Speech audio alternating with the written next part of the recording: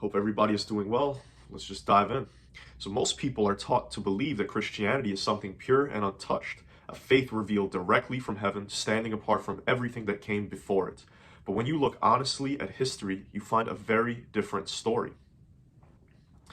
Christianity did not appear out of nowhere. It did not emerge in a world without traditions, without gods, or without rituals. It was born inside an ancient world already overflowing with religious ideas that had shaped civilizations for thousands of years. In that world, a brand new belief system could not afford to feel alien or unfamiliar. It had to speak a language that people already understood. Instead of rejecting the religious traditions that came before it, early Christianity absorbed them. It adopted older myths, symbols, holidays, and rituals, reshaping them into something that looked new on the surface but carried the structure and emotion of much older systems beneath it. And this was not an accident or a minor influence, it was a deliberate strategy. In order to spread across the Roman Empire and beyond, Christianity had to feel familiar enough that it could be embraced without resistance. Borrowing from existing traditions made the new faith easier to understand, easier to celebrate, and much easier to enforce. When you look closely at Christianity today, you can still see the traces of these older traditions that are hidden underneath the surface. You can see them in the rituals that millions of people still perform till this day, in the holidays that people celebrate, and even in the core stories that believers tell. They are not remnants of Christianity's originality. They are echoes of a past that the church tried to overwrite but could never fully erase. The truth is that Christianity's foundations were not built entirely on revelation. They were constructed from pieces of older faiths, stitched together into a narrative that could thrive under the weight of the empire. The result is a religion that feels ancient and universal, but one that carries within it the fingerprints of countless older cultures. Understanding this does not just change how you see Christianity. It forces you to rethink what it really means for a religion to claim divine authority when so much of what it teaches was shaped by the hands of men long before it ever rose to power. And when you start to uncover those older layers, when you begin to realize that the story of Christianity's rise is not simply about faith or salvation, it is a story about survival, adaptation, and the reshaping of ancient myths into a form that could endure for thousands of years to come. When people walk into a Christian church today, they often assume the rituals they see were created by early followers of Jesus. They picture traditions handed down from the apostles, untouched and original. But the deeper you dig, the more you realize that many of these rituals were not new creations at all. They were carefully adopted from the religious practices that had already shaped the ancient world for centuries before Christianity appeared. Take baptism, for example. Today, it is seen as a defining Christian sacrament, a symbol of spiritual rebirth. But long before John the Baptist ever baptized anyone in the Jordan River, ritual washings were already common across a wide variety of cultures. In the mystery religions of Egypt and the Greco-Roman world, ceremonial purification through water was a widespread tradition. It symbolized death and rebirth, cleansing the old self to prepare for a new spiritual identity. Christianity did not invent the idea of rebirth through water. It adopted a symbol that already carried deep meaning for ancient peoples. The Eucharist, the ritual of consuming bread and wine to represent the body and blood of Christ, has similar roots.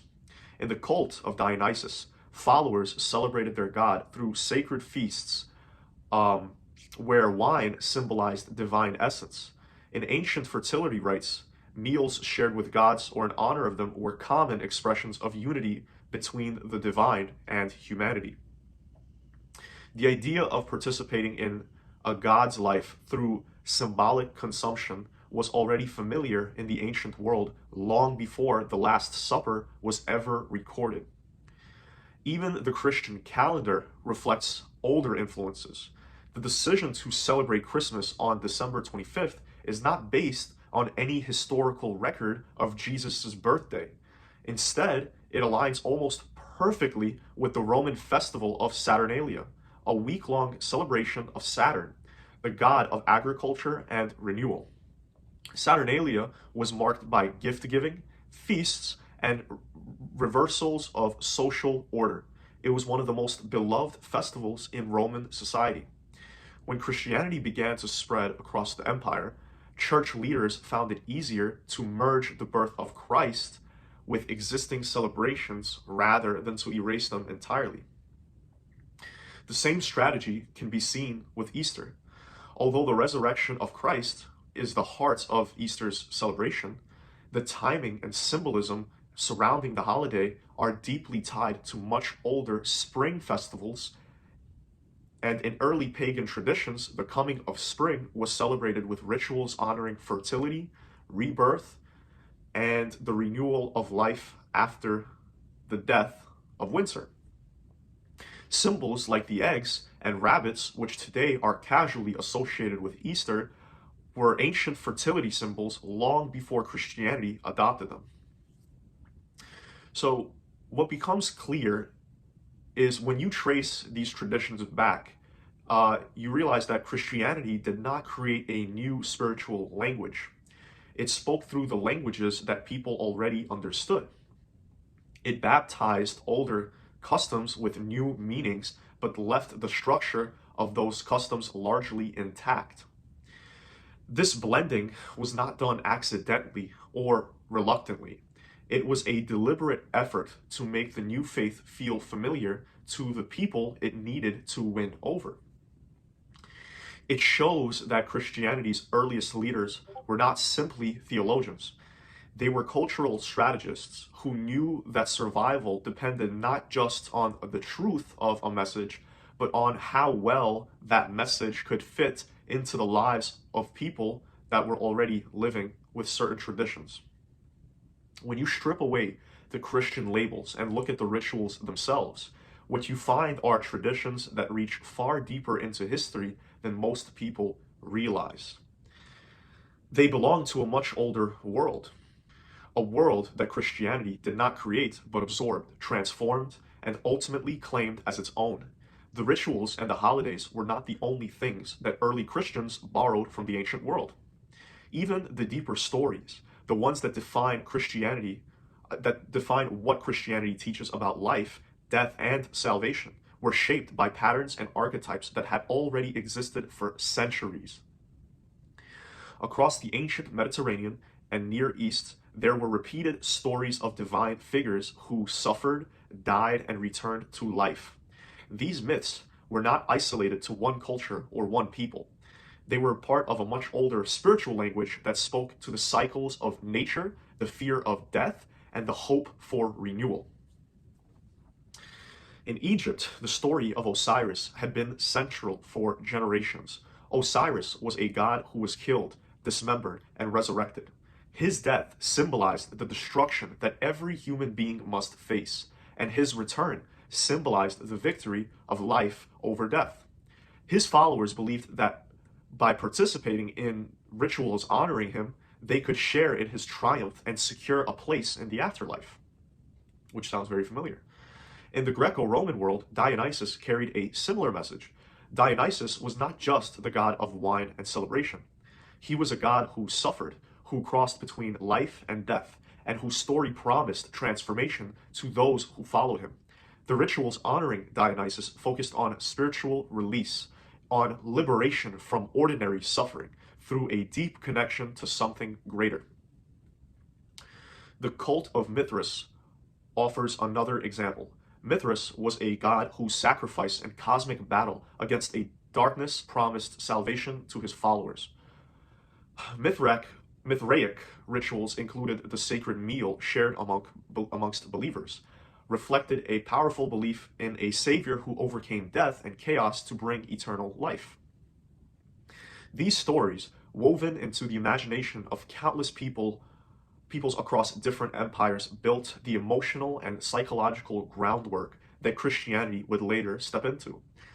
When the early Christian movement framed Jesus as a divine being who suffered, died, and rose again, they were tapping into a narrative pattern that already had profound meaning across the ancient world.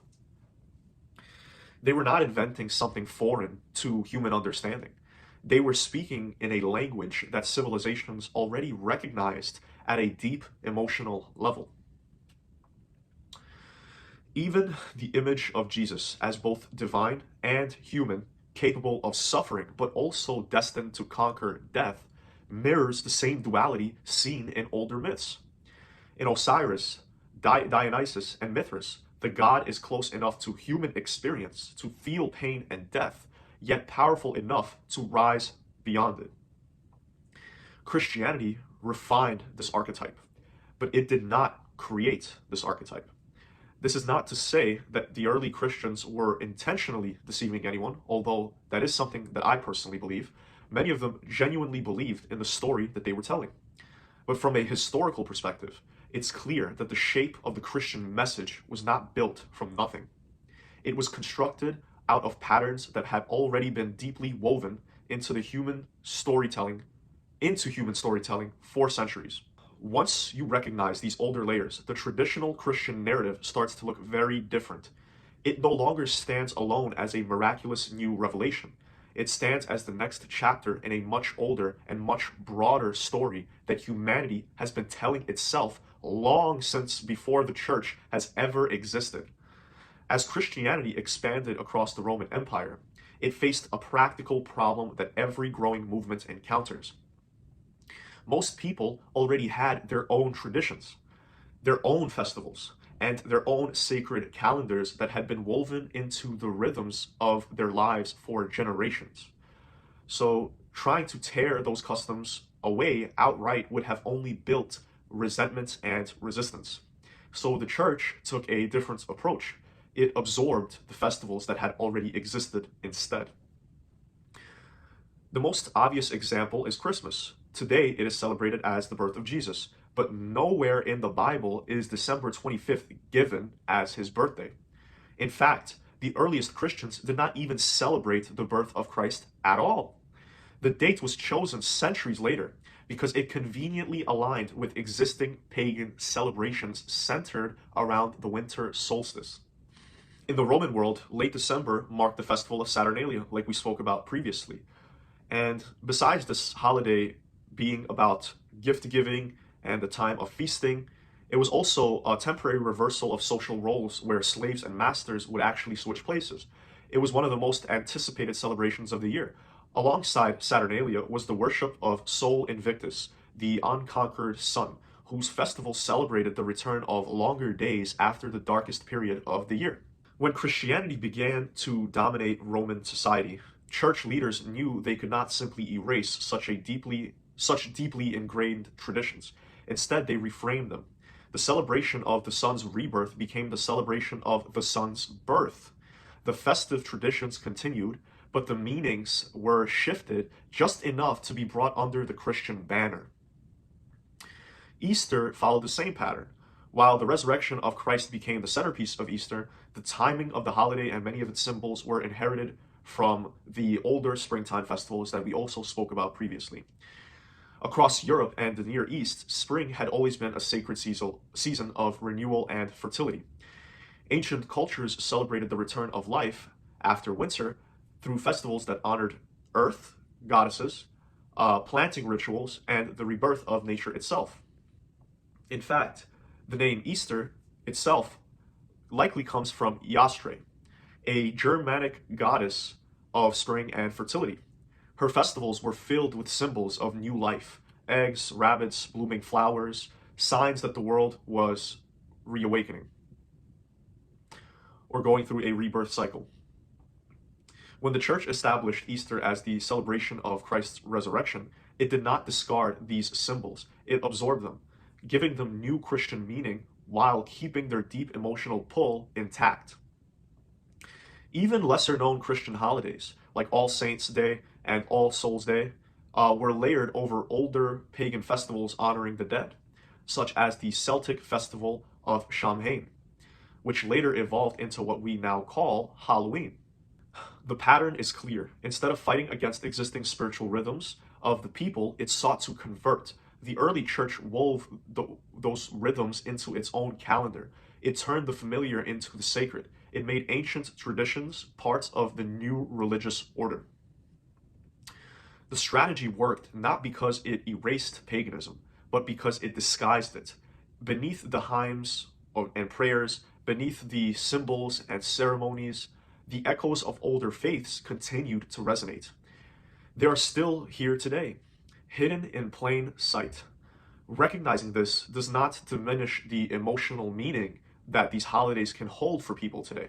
In fact, it was done on purpose to preserve the emotional depth that these holidays have always had on people. But it does force an honest reckoning with history. It shows that Christianity's power to spread was not based only on the strength of its theology. It was built on its ability to adapt, to absorb, and to reshape the sacred traditions that had already given people meaning for thousands of years.